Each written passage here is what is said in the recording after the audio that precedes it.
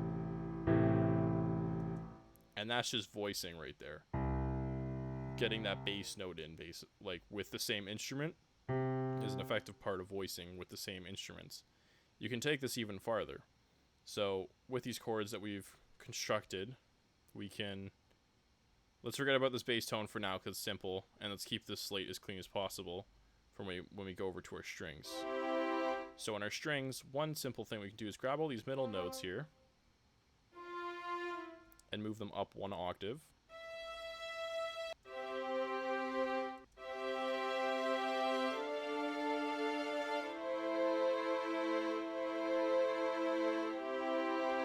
The game has changed, as you see. By making that one simple adjustment, I have made the chords sound much different.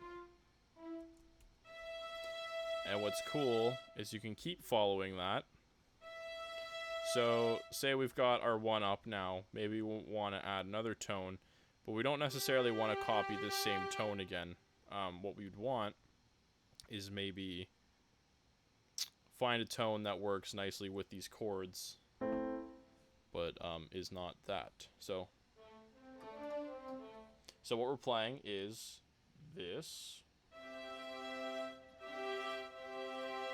And you notice it's still a C chord. Now what I can do is I can add on that other tone.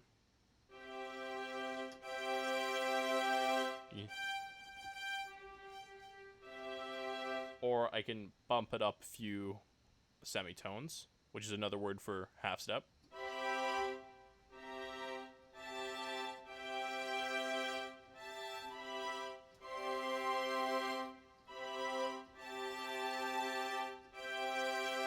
So you can find a spot you want it to be.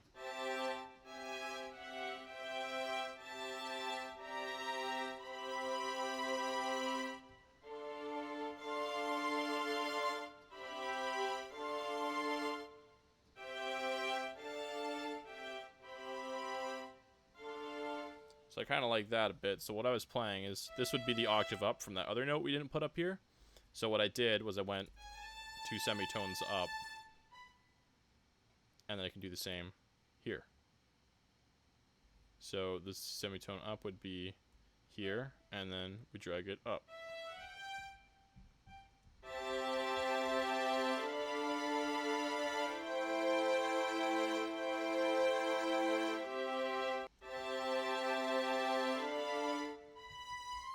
And then you can change it.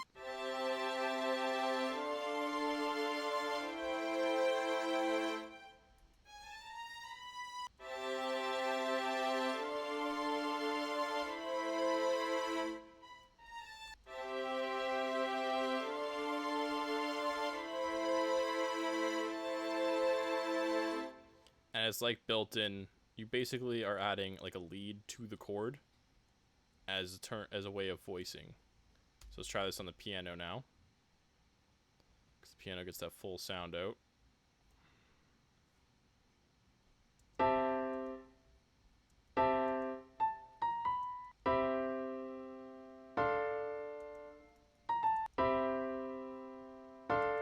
I will admit this one does sound a little funny on the first.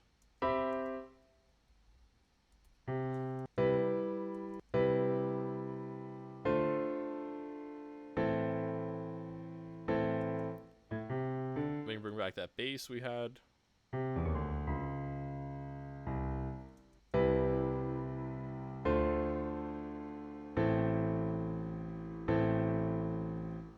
And then now you have like those thicker chords.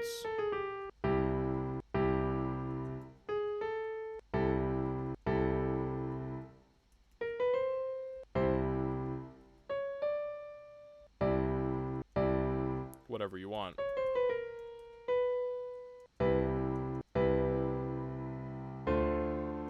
Honestly, I'm just not used to working in the major side of things.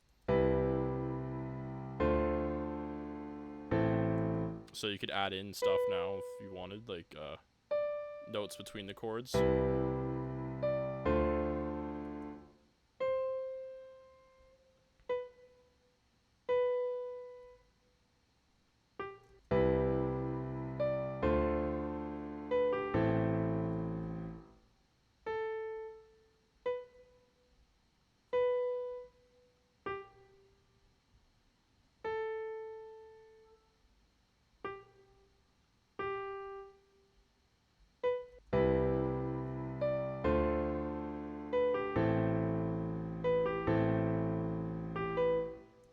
and like repeat it.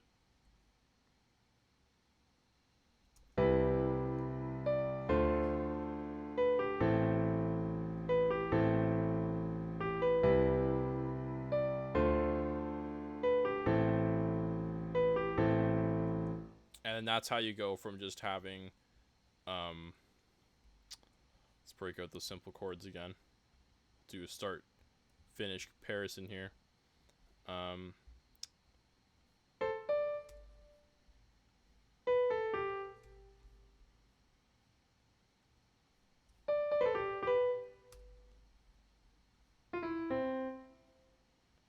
Oops.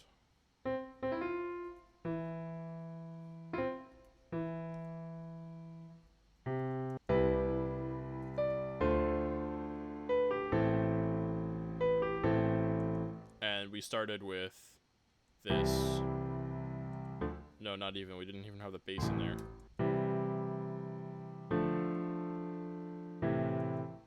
So it helps the game a lot when you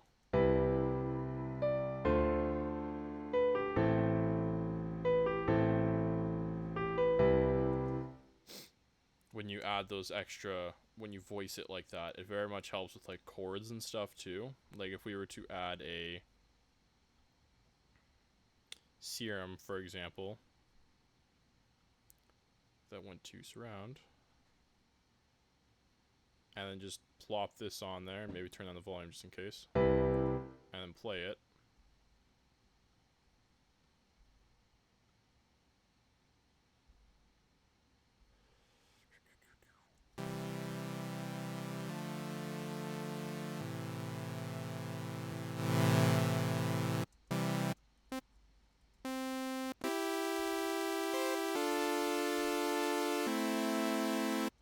Right, even chords like this are super saws.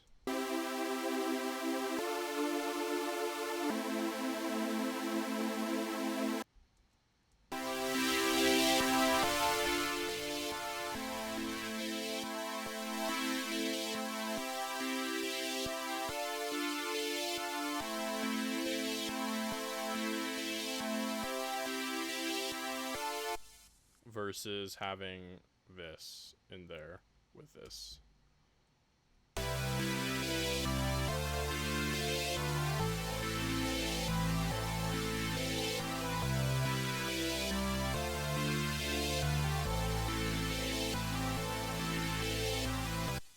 It gets pretty crazy. And then if you're using something like Logic Pro or anything that has like cool arpeggiator effects,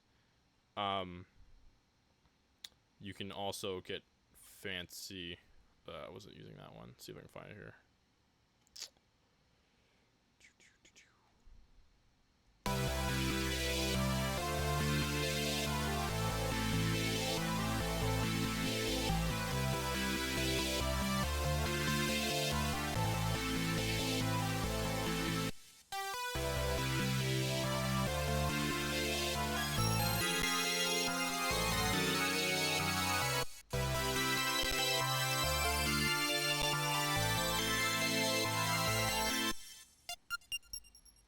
Holy crap.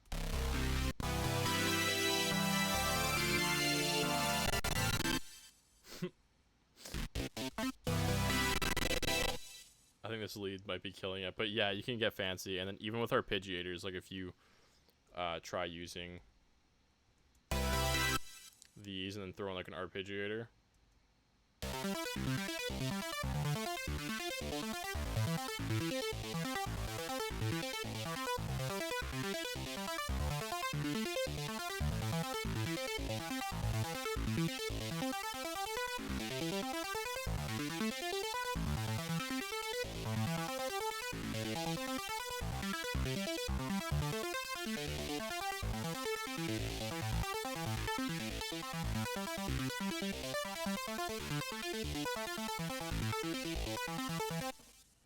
versus again the regular chords, which would be like much more boring. So yeah, that's what I wanted to talk about in terms of chords, is basically just voicing and like really basic chord progression stuff. So yep, thanks for watching.